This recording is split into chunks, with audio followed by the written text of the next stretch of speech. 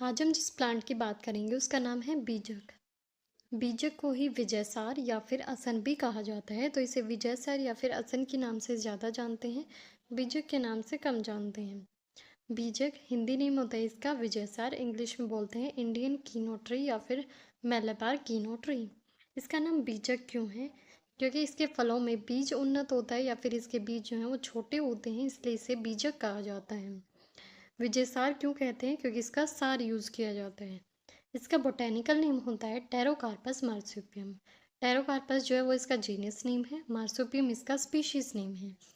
जब भी botanical name हाथ से लिखा जाता है तो इनको जो है सेपरेटली अंडरलाइन किया जाता है।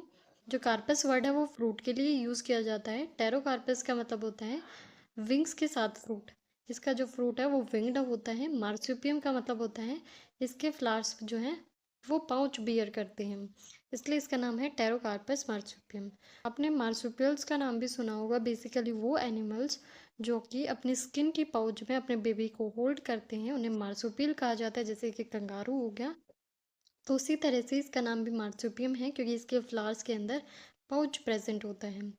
फैमिली कौन सी है इसकी? पेपिलिनेसी फैमिली है, जो कि फेबेसी फैमिली की एक सब फैमिली होती है।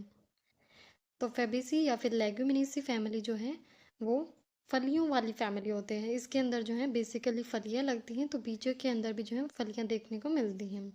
इंग्लिश में बोलेंगे इंडियन कीनो ट्री या फिर मालाबार कीनो ट्री, हिंदी में बोलेंगे विजयसार। क्लासिकल कैटेगराइजेशन की बात करें तो आचार्य चरक ने इसका वर्णन किया है उदर्द प्रशमन महाकषाय में, यानी कि जो अर्टिकेरिया स्किन डिजीज़ होती है उसमें ये काफ़ी ज़्यादा हेल्पफुल होता है। सुश्रुत ने इसका वर्णन किया है सालसार आदि गण में, वाग्भट ने वर्णन किया है असन आदि वर्ग में। असन जो है वो भी बीजक का ही एक पर्याय होता है। भाव प्रकाश ने इसको बताया वट आदि वर्ग में। पर्याय की बात करें तो इसका सबसे इम्पोर्टेंट पर्याय क्या है? असन है। पीत शाल है क्योंकि इसका जो वृक्ष है वो शाल के वृक्ष के जैसा होता है और पीत वर्ण का इसका सार होता है। जिसके अंदर से हार्टवुड निकलता है वो पीत वर्ण का होता है। बंदूक पुष्प है क्योंकि इसके जो फूल हैं वो बंदूक के फूलों जैसे होते हैं। पीवर क्योंकि इसका जो कांड या स्टेम होता है वो स्थूल होता है, यानी कि मोटा होता है। तिष्य, तिष्य का मतलब होता है पोष। पोष जो है वो लास्ट मंथ होता है हेमंत ऋतु का। तो हेमंत ऋतु जो है वो शीतकाल की ऋतु है और ये जो है शीतकाल में पुष्पित होता है, इसी वजह से इसे तिष्य कहा गया है। कार्श्य क्योंकि ये कृष्णा उत्पन्न करने वाला है, लेखन कर्म करता है ये। हैबिटेट की बात करें तो कोमली कर्नाटका के अंदर, उत्तर प्रदेश में, बिहार में, उड़ीसा में ग्रो होता है, but it is cultivated through out the India. तो नेचुरली यहाँ पर ग्रो होगा लेकिन कल्टीवेट जो है वो पूरे इंडिया में किया जाता है। एक्सटर्नल मॉर्फोलॉजी की बात करें तो ये एक ट्री होता है मीडियम साइज का डेसिजुअस ट्री, यानी कि हमेशा हरा भरा रहता है। Grows up to 30 metre in the height. Heartwood यानी कि इसका जो सार है वही यूज़ किया जाता है, इसका पार्ट यूज़ इसका सार या हार्टवुड होता है। हार्टवुड जो है वो रेडिश ब्राउन कलर का होता है और स्ट्रोंग होता है। जब भी एक्सटर्नल बार्क को हटाएंगे तो बार्क के अंदर से जो है सैपवुड निकलता है, उसके बाद उसको हटाएंगे तो मेनली यहाँ पर हार्टवुड निकलता है। लीव्स जो है इसकी वो कंपाउंड रहती हैं और इम्पेरिपिनेट रहती हैं। कंपाउंड लीव्स पेरिपिनेट भी हो सकती हैं, इम्पेरिपिनेट भी हो सकती हैं। पेरिपिनेट लीव्स जो हैं वो इस टाइप से रहती हैं। यहाँ पर जो है लीव्स की अरेंजमेंट होती है। यहाँ पर जो है टॉप पर कोई भी लीफ प्रेजेंट नहीं होता है, जबकि जो इम्पेरिपिनेट टाइप की हैं उनके अंदर टॉप पर भी लीव्स प्रेजेंट रहेगा और साइड में भी लीव्स प्रेजेंट रहते हैं। कंपाउंड लीव्स हैं तो यहाँ पर लीफ जो है वो लीफलेट्स में डिवाइडेड रहती हैं। 5 से 7 पेयर लीफलेट्स यहाँ पर प्रेजेंट रहते हैं। फ्लावर्स इसके जो हैं वो येलो कलर की होती हैं। फ्रूट इसमें जो है पोड्स लगती हैं, फलियाँ लगती हैं और फलियाँ भी कैसी होती हैं? सर्कुलर होती हैं, गोल गोल होंगी। ग्लैबरस यानी कि स्मूथ होती हैं। किसी भी टाइप की हेयरी ग्रोथ वहाँ पर प्रेजेंट नहीं है। विंग्ड होंगी। फ्रूट जो है विंग्ड होता है इसीलिए इसका नाम टेरोकार्पिस है। और डायामीटर सर्कुलर है तो इनका डायामीटर होता है 2 से 2.5 सेंटीमीटर। सीड जो हैं वो स्मॉल होते हैं और एक पोड में एक या दो ही निकलते हैं। ये तो बीजक जो है वो एक मीडियम साइज का डेसिजुअस ट्री होता है, इस टाइप से ये दिखाई देता है। येलो कलर की इसमें फ्लावरिंग रहती है। इसकी जो हार्टवुड है वो रेडिश ब्राउन कलर की होती है, इस टाइप से दिखाई देती है, स्ट्रॉन्ग होती है। बीजक की जो है हम हार्डवुड आज के टाइम पर यूज़ करते हैं। इसके जो लीव्स हैं वो कंपाउंड रहते हैं, इम्पेरिपिनेट रहते हैं। इस टाइप से ये कंपाउंड लीव्स हैं, 5 से 7 लीफलेट्स एक में प्रेजेंट हैं। तो ये जो है इसकी स्टेम है, यहाँ से ये जो है ब्रांचेस निकली हुई हैं, ब्रांचेस से में भी ये ब्रांचेस निकली हुई हैं और एक पर जो है इस टाइप से इसके लीव्स यहाँ पर देखने को मिल रहे हैं। पेरिपिनेट टाइप की लीव्स है क्योंकि यहाँ पर टर्मिनल पॉइंट पर भी लीफ प्रेजेंट है। 5 से 7 लीवलेट्स एक के अंदर हैं। तो ये इसके लीव्स हो गए। फ्लावर्स की बात करें तो इस टाइप से इसके अंदर येलो कलर के फ्लावर्स देखने को मिलते हैं। फ्रूट जो है इसके अंदर पोड्स हो यानी कि इस टाइप की फलियां रहती हैं, ग्रीन कलर की सर्कुलर फलियां हैं, ग्लैब्रस किसी भी टाइप की। यहाँ पर हेयर्स प्रेजेंट नहीं है। जब ये कच्ची हैं तो इस टाइप से ग्रीन कलर की हैं, पकने के बाद ऐसे ब्राउन कलर की हो जाती हैं और इनमें से 1 या 2 सीड ही निकलता है। यहाँ पर हमें दिखाई भी दे रहा है 1 या 2 सीड ही यहाँ पर प्रेजेंट है। तो ये इसकी एक्सटर्नल मॉर्फोलॉजी हो गई।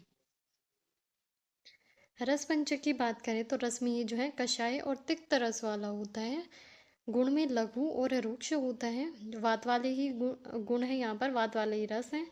वीर्य में शीत रहेगा, विपाक में कटु रहेगा। तो कषाय तिक्त का विपाक कटु ही रहता है और वीर्य में ये दोनों शीत ही होते हैं। फाइटो कंस्टिट्यूएंट्स की बात करें तो इसका जो मेन कॉन्स्टिट्यूएंट है वो होता है कीटोटेनिक एसिड। 70 to 85% मिलता है। इसके अंदर पैक्टिन रहते हैं, रेजिन रहते हैं। इसके नाम से रिलेटेड है टेरोकार्पोल और मार्सोपिनॉल, ये दोनों भी इसके अंदर रहते हैं। कर्म की बात करें तो ये जो है कफ पित्त शामक होता है। शीत वीर्य होने से तिक्त और कषाय रस होने से ये जो है पित्त का शमन करता है।